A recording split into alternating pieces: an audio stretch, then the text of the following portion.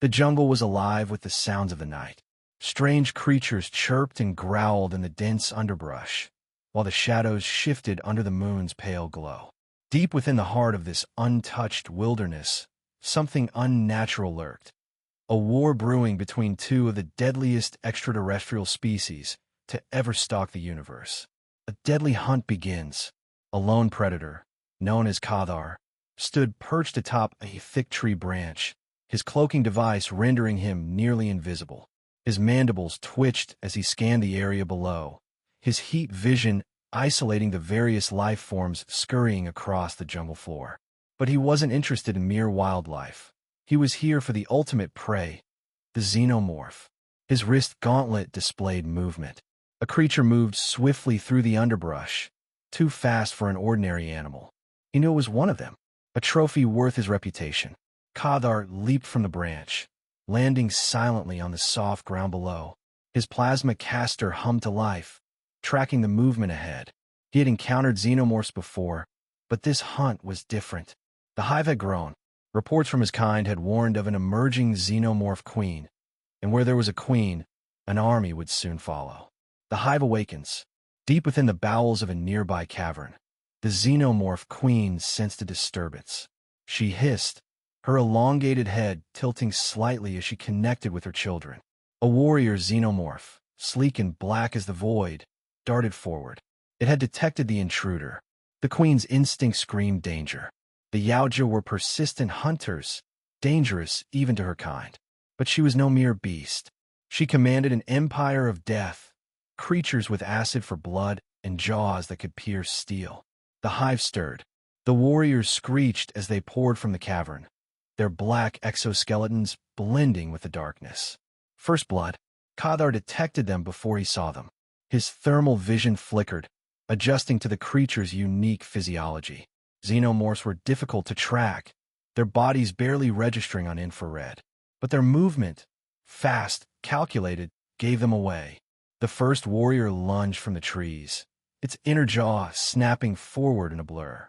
Cathar rolled to the side, avoiding the lethal strike, and countered with a swipe of his wrist blades.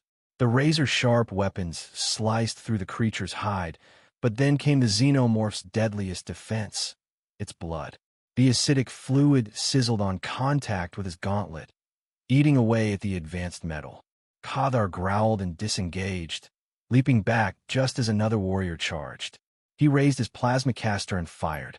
A bright blue bolt tore through the night, striking the xenomorph in the chest. The creature screeched as its torso exploded in a spray of acid, melting the foliage around it. More were coming. The war escalates. Cathar activated his cloaking device again, disappearing into the trees. But the xenomorphs did not rely on sight alone. They hunted by scent, by sound, by instinct. One of them, larger than the others, sniffed the air and let out a shrill cry, signaling the others.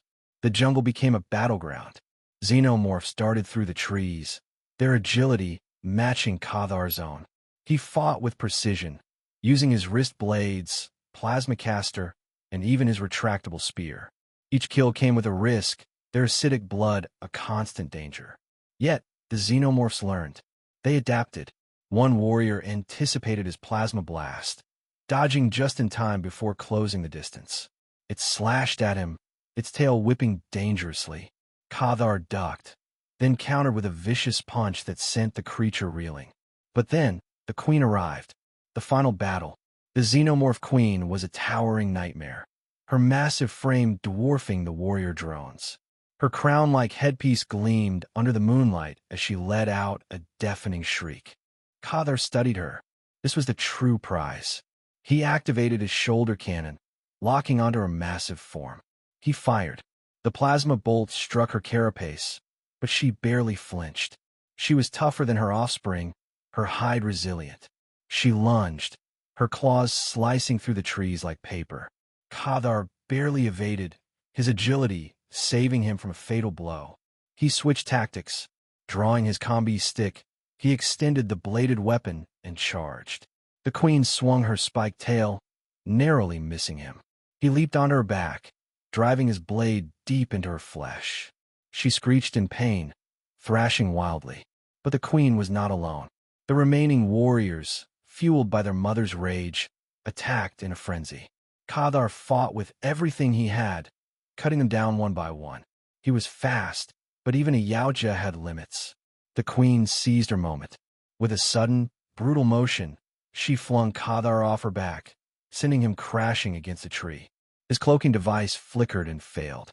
His plasma caster sparked, damaged. Victory or survival. Cathar was wounded, but not broken. He had faced death before. His fingers brushed over his final weapon, the self-destruct device on his wrist. The queen and her warriors closed in, sensing his weakness. But then, the Yautja made his choice. With a defiant roar, he activated the countdown. The beeping filled the jungle, a sound of impending doom. The queen realized too late what was happening. Cathar stood tall as the explosion engulfed the jungle in a firestorm, consuming everything in its path. The Xenomorph hive, the queen, and himself, obliterated in an inferno of honor and sacrifice. Who was the deadliest? As the flames died, only one truth remained. The Predator had the technology, the strategy, the skill. The Xenomorph had the numbers, the adaptability, the ferocity. In the end, there was no true victor, only the endless battle between the galaxy's most dangerous hunters. And somewhere, on another world, it would begin again.